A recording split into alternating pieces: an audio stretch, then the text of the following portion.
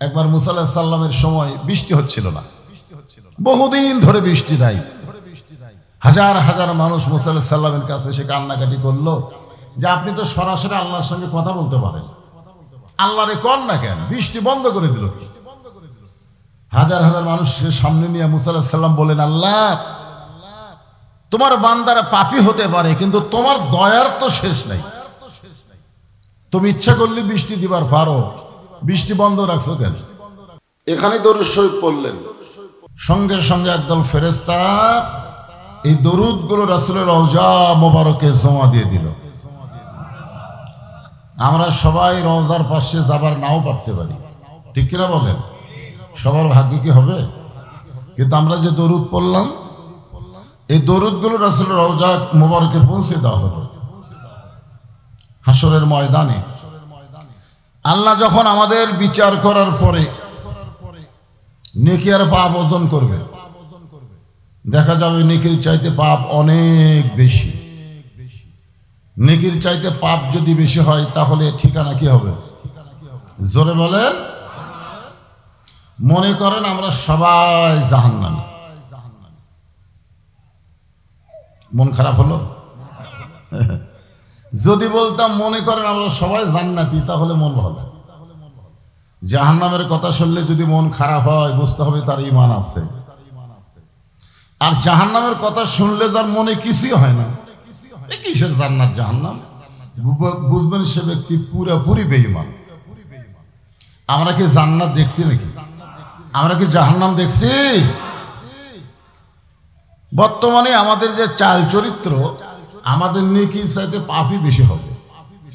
বর্তমানে যে পরিবেশ বাংলাদেশে চলতেছে, এখানে নেকি করতেছি কিন্তু রাখা যাচ্ছে না। রাখা যাচ্ছে?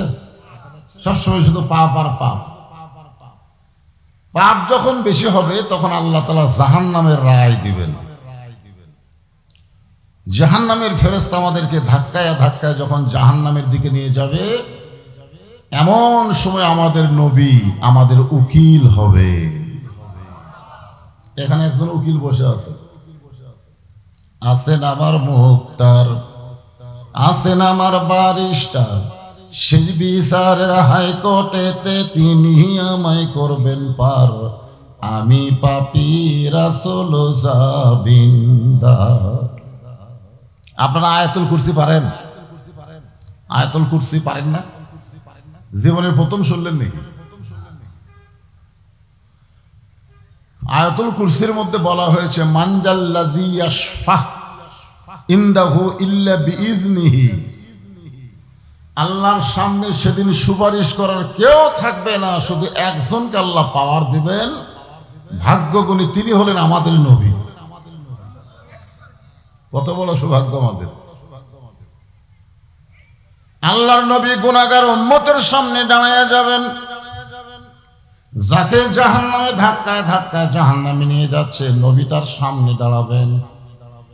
আল্লাহ কোরআনে বলেন, ইয়া আইয়ুহান নাসু তাকু রাব্বাকুম ওয়াখশাউ ইয়াওমান লা ইয়াজজি ওয়ালিদুন আন ওয়ালাদিহি ওয়ালা মাউলুদুন হুয়া জাযিন আন ওয়ালিদিহি শাইয়্যা।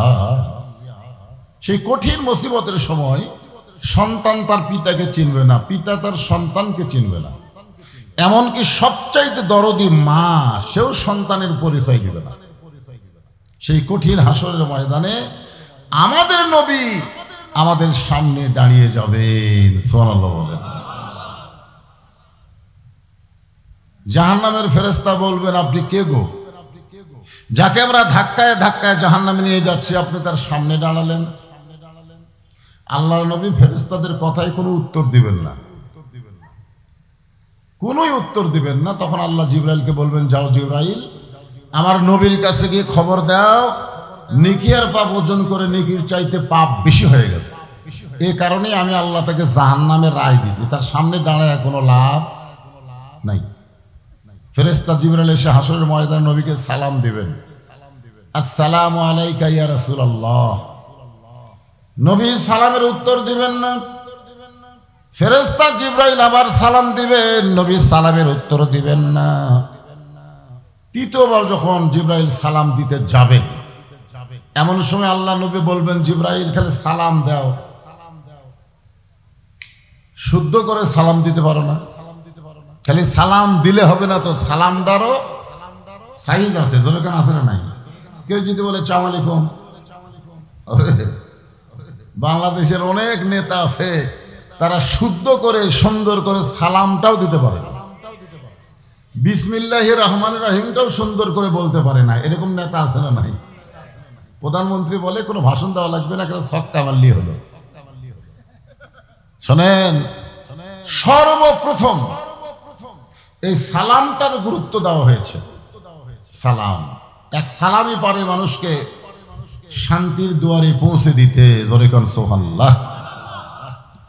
ফেরেশতা জিবরাইল বলে, রাসূলুল্লাহ, দুনিয়ার জীবনে আপনাকে 24,000 বার সালাম দিয়েছি, আপনি কোনোদিন সালামের ভুল ধরেন নাই। কতবার দিছে? কোনোদিন সালামের ভুল ধরেন নাই। আর আজকে হাসরের ময়দানে সালামের কি ভুল হলো? আল্লাহ রাসূল বলে, জিবরাইল, সালামের 1 বচন, 2 বচন, বহু বচন আছে। কা হলো 1 বচন, কুমা হলো 2 বচন, আর কুম হলো বহু বচন। তুমি যে বলতেছো আসসালামু আলাইকা ইয়া রাসূলুল্লাহ, শুধু আমাকে লক্ষ্য করে সালাম দিচ্ছ, কিন্তু আমার গুনাহগার উম্মতের খবর কি? যাকে জাহান্নামের ফেরেশতারা ধাক্কায় ধাক্কায় জাহান্নামে নিয়ে যাচ্ছে, তাকে বাদ দিয়ে সালাম দিলা কেন? ফেরেশতা জিবরাইল বলে, হুজুর, এক সালাম দিয়ে কোনো লাভ নেই, কারণ এর রায় হয়ে গেছে জাহান্নাম, একে আর সালাম দিয়ে লাভ আছে? আল্লাহ নবী বলবেন, জিবরাইল, সালাম দেওয়ার সময় তুমি আমার উম্মতকে বাদ দিবার পারো, নেকি পাপ ওজন করার সময় আল্লাহ আমাকে বাদ দিবার পারে। নেকি আর পাপ ওজন করার সময় আল্লাহ আমাকে বাদ দিয়ে আমার উম্মতের নেকি পাপ ওজন করতে পারে। সালাম দেওয়ার সময় তুমি আমার উম্মতকে বাদ দিয়ে আমারে সালাম দিতে পারো, কিন্তু আমি রাসূল কোনোদিন আমার উম্মতকে বাদ দিবার পারি না। জোরে কান সুবহানাল্লাহ। দয়া কেমন!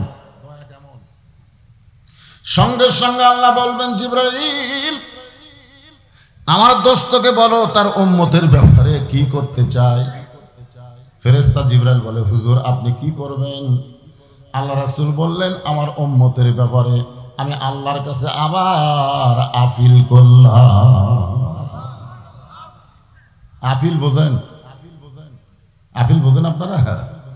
জজ কোর্টের বিচার হয়েছে, হাইকোর্টে আপিল করছে, হাইকোর্টের বিচারকরা পক্ষে পড়েনি, তখন সুপ্রিম কোর্টে আপিল করছে।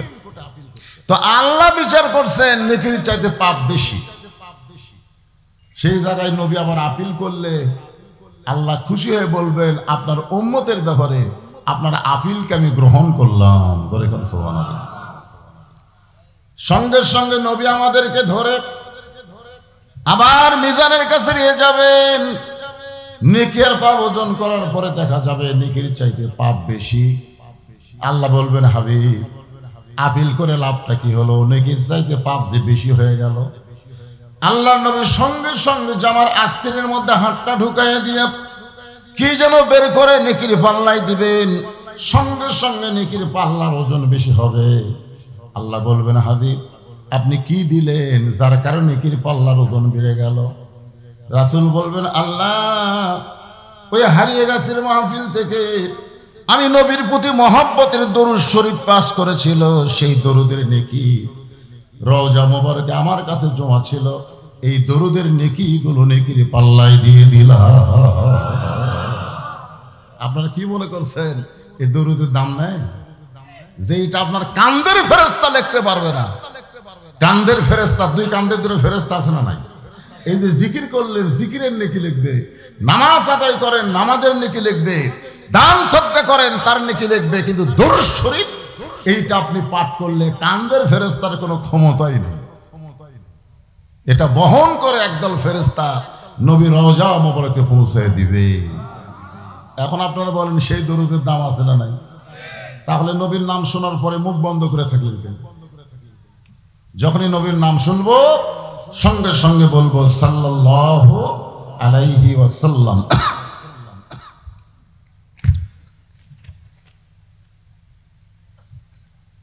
হারিয়ে গেছে উত্তরপাড়া জামি মসজিদের সংলগ্ন তাফসিরুল কোরআন মাহফিলের সম্মানিত সভাপতি আলহাজ মোহাম্মদ আব্দুর রাজ্জাক দেওয়ান। এই দেওয়ান বংশের লোক খুব কম, সহজে দেখা যায় না, ঠিক না? আজকের এই মাহফিলের সম্মানিত সহ সভাপতিবৃন্দ, সম্মানিত প্রধান অতিথি জনাব আমানুজ্জামান সুমন, আজকের এই মাহফিলের বিশেষ অতিথিবৃন্দ, সকলকেই অন্তরের অন্তঃস্থল থেকে আমি শুভেচ্ছা জ্ঞাপন করছি। সম্মানিত ওলামাই কেরাম,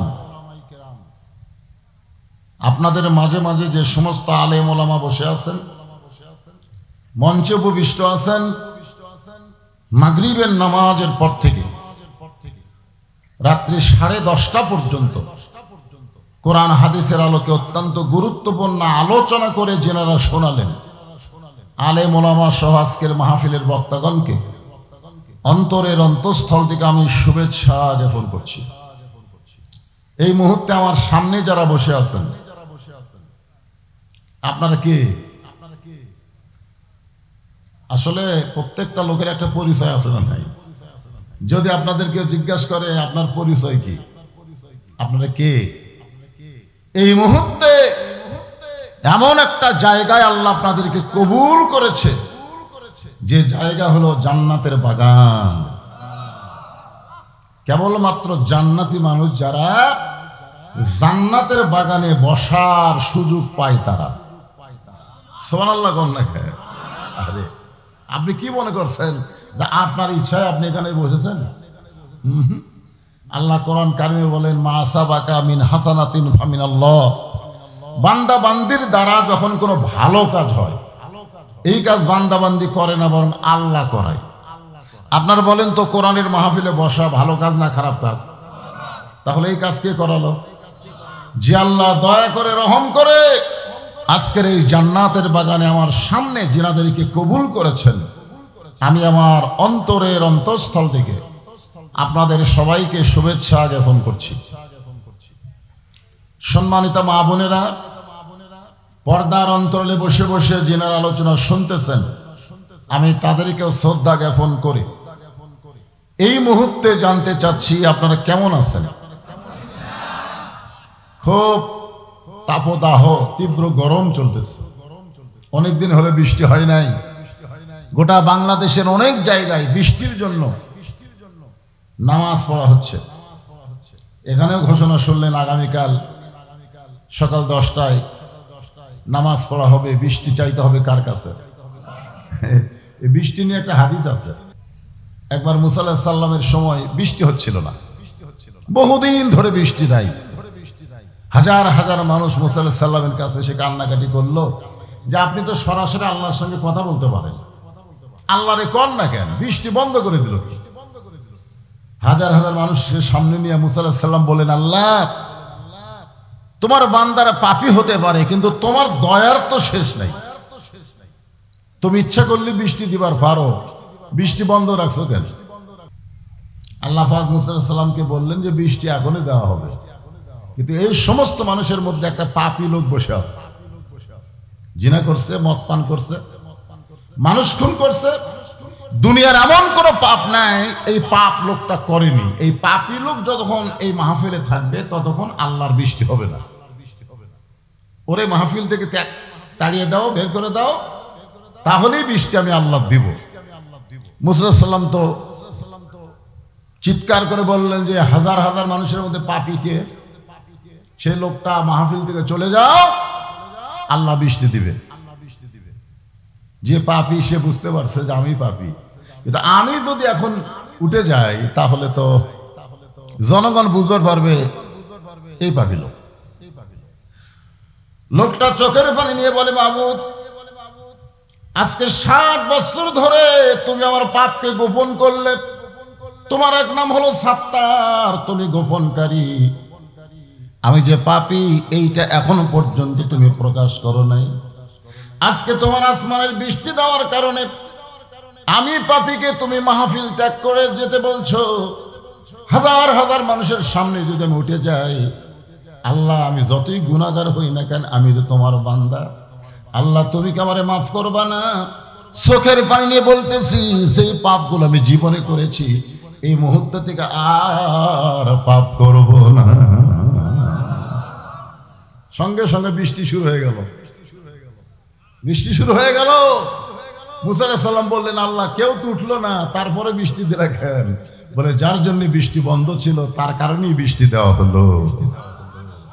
আজকে আমাদের বাংলাদেশে যে যুবকেরা কোরআনের মাহফিল করেছে, শুধু কোরআনের মাহফিল করলেই তাদের দায়িত্ব শেষ হয়ে যায় না, তাদের এমন কিছু আমল আছে বাধ্যগত, যেটা করাই লাগবে। জোরে কোন কথা ঠিক কিনা? আমরা পাপী, আল্লাহর নাম হলো সাত্তার। সাত্তার মানে কি? গোপনকারী। আমি কত পাপ করছি, আমার পাপের কথা যদি আল্লাহ আপনাদের কাছে প্রকাশ করে দিতেন, স্টেজে এসে ওয়াজ করা তো দূরের কথা, জুতা খাওয়া লাগতো। কিন্তু আমি বক্তা, আমার পাপ আপনাদের কাছে আল্লাহ গোপন করছে। আপনারা যারা এখানে বসে আছেন, আপনারা অনেক পাপী লোক আছেন, আপনাদের পাপের কথা আল্লাহ বক্তার কাছে গোপন করছে। তার মানে কি? আল্লাহকে সুযোগ দিয়ে দিছে। সালাতুল ইস্তেখারা শুধু আল্লাহর কাছে পানি চাওয়া না, সমস্ত রিজিকের মালিককে। জোরে বলেন, সবই আল্লাহ দিবে। আমা মিন দাব্বাতিন ফিল আরদি ইল্লা আলাল্লাহি রিজকুহা। পৃথিবীতে এমন কোনো বিচরণশীল প্রাণী নাই যা রিজিকের ব্যবস্থা আল্লাহ করেনি। আমাদেরকে আল্লাহ রিজিক দিবে কি দিবে না? বৃষ্টি দিবে কি দিবে না? অবশ্যই দিবে। তবে আমাদের দায়িত্ব হলো আল্লাহর কাছে চাওয়া। আমরা আল্লাহর কাছে চাবো। তো এই কঠিন অবস্থায়, কঠিন গরমের ভিতরে আমি জানতে চেয়েছি আপনারা সকলে কেমন আছেন? জি আলহামদুলিল্লাহি রাব্বিল আলামিন।